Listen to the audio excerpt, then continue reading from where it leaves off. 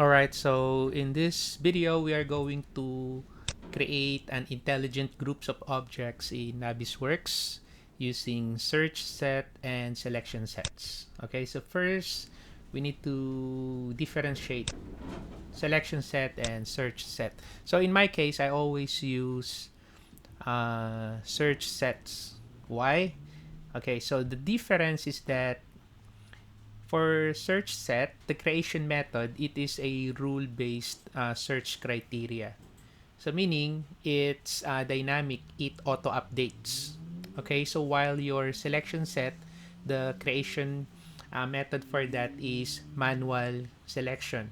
So it is static. So meaning, it's fixed at the time of selection. So if you want to add elements to your selection set, so you need to do it manually compared to your search set, so it's dynamic. So every time you add an element that confers with the filter, it will be added automatically to the search set. Okay, and then the use case for search set, we use that for the clash test, quantification, and automation.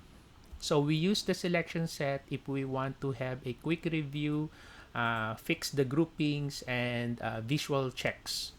Okay, right, so search set, it updates with the model. Selection set, it's not updating with the model. All right, so I'm going to show you how to create selection. So you have multiple ways to create selection set. First, using the select tool. So right now I'm on the select tool, so you can click one element manually and then hold control, then you can add the other elements to the selection. Okay, by doing that, so I just selected 3 columns. So if I want this to be saved, so I'll just select here save selection. Okay, you can pick one by one, or you can change select to select box. So you can use window selection, like you can pick your left click and then release your left click. So if you want to save these elements, so you can save it. So that's the two option, select and then select box. The other option, the third option, is by using your selection tree, and then you can select from the selection tree. Like for example, I want to select all of this. Okay, right, so I want to select all of that. All right, so after I select that, so I just need to save it. Okay, so I just click this, and then after that I'll just specify the name there. Okay, so like for example, that's my columns. Enter. Okay, so I just created my selection set. Okay, so now the next option that I'm going to show you to create an intelligent group is you can create a search set. Okay, search set, so you need to use find items tool. So let me just close first my selection tree. Okay, so I'll select find items, so I click that, and then after that, okay, I'll just delete these elements, these filters. Okay, you need to create a filter here. Okay, so like for example, what I want to do is I want to select these. Oh, let me change this one first to select. Okay, so I want to select these elements there. Okay, so if I click this, you see my properties here. It tells me that the name of that is glazed. Okay, see, that's a glazed. So I want to create a filter that focus on the name that contains glazed. Okay, so how to do that? So you just need to select find items and then add category. All right, and then after that, for the category, that's my category. Okay, so these are the categories. So for this one, I'm going to select the item category. So item, and then for the property, I want to use the name property. So I change that to name. Okay, and then I want, instead of equals, I want to use contains. Okay, it doesn't necessarily means follows that it should be equal. Okay, but you can also use contains, so that if the name contains the word glazed, so it will be selected. Okay, glazed, like that. Okay, so that, let's say for example, you have a word here like window glazed, so that name contains the word glazed, it will be included to the selection. Okay, because if you are going to select the condition here to equals glazed, okay, it will only look for the name that is glazed. So if you have a name like window glazed, so it will not be included to the selection. So that's why I don't use equal, so I use contains, right? And then here for the search settings, all right, so it doesn't matter if it is a small letter G or capital letter G. So that's why I'm going to uncheck match case here. Okay, I'll just uncheck this one too, and then this one.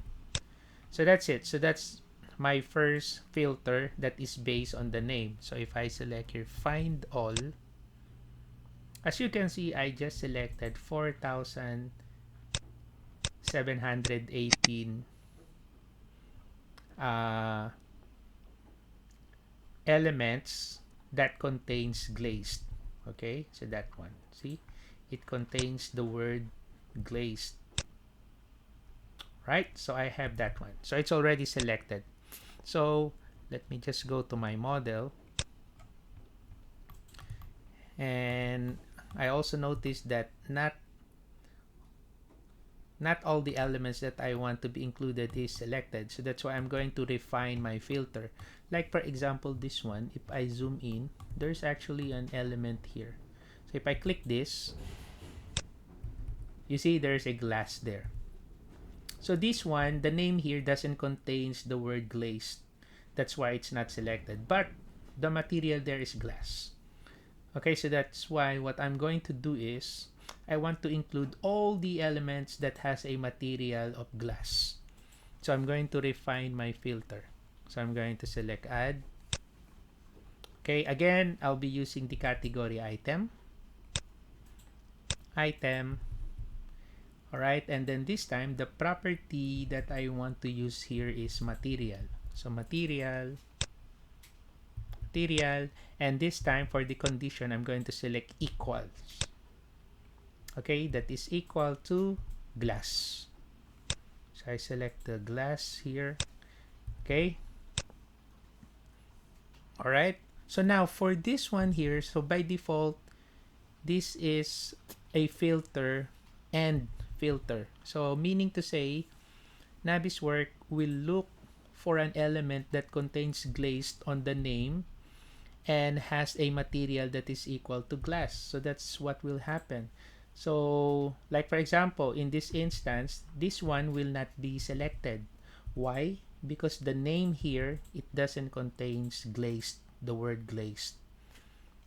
Okay, so that's why you need to change this. So instead of and condition, we're going to make it or condition. Okay, so how to make it or condition? So you just click this ellipsis button, and then you select here or condition, like that. So it's now or condition. So it will find an element that contains the word glazed on its name or item material that is equal to glass. So this one will be selected. So even if the name doesn't contains glazed, but the material contains glass, so we select or condition. So after that, just select find all again.